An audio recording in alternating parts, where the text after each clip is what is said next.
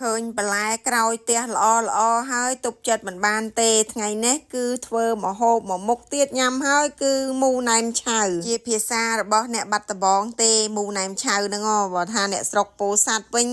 គេហៅថាគួងចុះអ្នកស្រុកបងប្អូនវិញហៅថាអីជីដែលខ្ញុំដាំក្រោយផ្ទះខ្ញុំនឹងវាច្រើនមែនតែនហើយដុះល្អខ្លាំងណាស់ប៉ុន្តែអត់បានកាត់វាយកមកញ៉ាំទេវាទុកដល់ទុំដល់ចេញផ្កាដល់ជ្រុះស្លឹកអស់ដល់តែឃើញតំណាំខំដាំហើយវាខូចទៅដោយមិនបានញ៉ាំអញ្ចឹងវាស្ដាយខ្លាំងមែនតែនអញ្ចឹងទៅក៏ប្រមូលកាត់ជីកាត់អីថ្ងៃនេះគឺយកទៅមូណែមឆៅនឹងឯងដោយសារតែដុះល្អហើយទុកអីខូចទៅវិញហើយមិនបានញ៉ាំអញ្ចឹងទៅវាដូចស្ដាយអាកម្លាំងដែលយើងខំដាំខំស្រោចទឹកតែផលបានមកវារៀងក្រែលដែរយើងញ៉ាំមិនអស់ទេបងប្អូនអើយខ្ញុំចែកបងប្អូនញាតិមិត្តខ្ញុំញ៉ាំខ្លះដែរដោយសារតែនៅផ្ទះខ្ញុំហ្នឹងសមាជិកដែលអាចញ៉ាំបន្លែបាននេះគឺមានតែ2នាក់ប្តីប្រពន្ធនឹងឯងអញ្ចឹងទៅទោះជាញ៉ាំទាំងអស់ហ្នឹងក៏ញ៉ាំមិនអស់ដែរប៉ុន្តែស្រឡាញ់ការដាំអញ្ចឹងទៅក៏ដាំរៀងក្រែលគួរសមដែរបងប្អូនបើដាំតិចពេកមើលទៅតិចក៏មិនគួរឲ្យចង់ញ៉ាំដែរជាធម្មតានៅផ្ទះខ្ញុំកាលណាមូគួងគឺសំខាន់រឿងជីហ្នឹងហើយបងប្អូនតាជីល្អគឺខ្ញុំអាសាមូគួងមែនតើហើយជីដែលពិសេសសម្រាប់ខ្ញុំហ្នឹងគឺជីអង្កាមខ្ញុំចូលចិត្តខ្លាំងណាស់បងប្អូនព្រោះញ៉ាំទៅមានអារម្មណ៍ថាឈ្ងុយក្នុងមាត់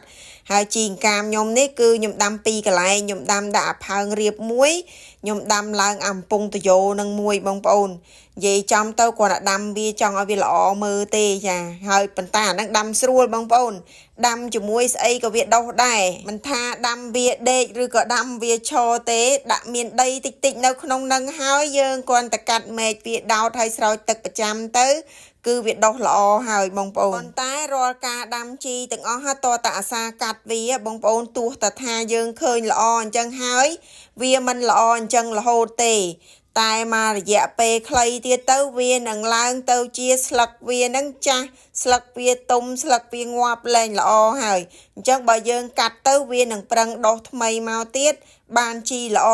ញ៉ាំរហូតគ្រប់ប្រភេទជីទាំងអស់ដែលខ្ញុំកាត់ថ្ងៃហ្នឹងបងប្អូនសុទ្ធតែជាប្រភេទជីដែលយើងគួរតែកាត់វាជាប្រចាំពេលដែលយើងឃើញវាល្អល្មមកាត់ញ៉ាំបានហើយត្រូវតែឆាប់កាត់កុំទុកវាបើសម្រាប់នៅផ្ទះខ្ញុំវិញបើខ្ញុំឃើញល្អហើយគឺខ្ញុំកាត់ចែកគេចែកឯងហើយបងប្អូនបើសិនណាជាខ្ញុំអត់ត្រូវតន់ញ៉ាំណាហ្នឹងហើយបើមិនអញ្ចឹងទេទុំអស់ហើយមានតែកាត់ចោលទេអញ្ចឹងទៅបើថាវានៅល្អយើងអត់តន់ញ៉ាំមានតែកាត់ចែកគេចែកឯងទៅកាត់ចែកគេបានហូបហើយវាលាស់ថ្មីមកទៀតល្អដូចតែមុនអញ្ចឹងបងប្អូនអានេះយើងធ្វើបុណ្យផងយើងញ៉ាំផងអត់ខាតទេណាបងប្អូនមូណែមឆៅឬក៏មូគួងនេះភាគច្រើនគឺអ្នកផ្ទះខ្ញុំមូញ៉ាំរៀងខ្លួនអត់មានណាគេមូទុកឲ្យអ្នកណាទេអ្នកណាញ៉ាំអ្នកនឹងមូឃ្លានប្រមាណមូខ្លួនឯងប៉ុណ្ណឹង